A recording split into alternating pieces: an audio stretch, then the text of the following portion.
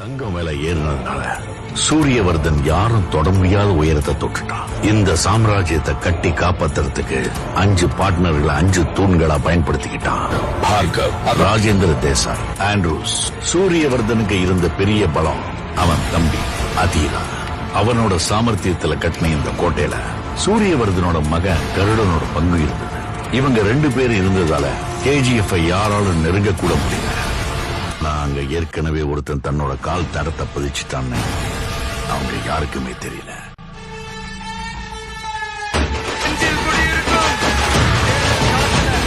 Powerful people come from powerful places.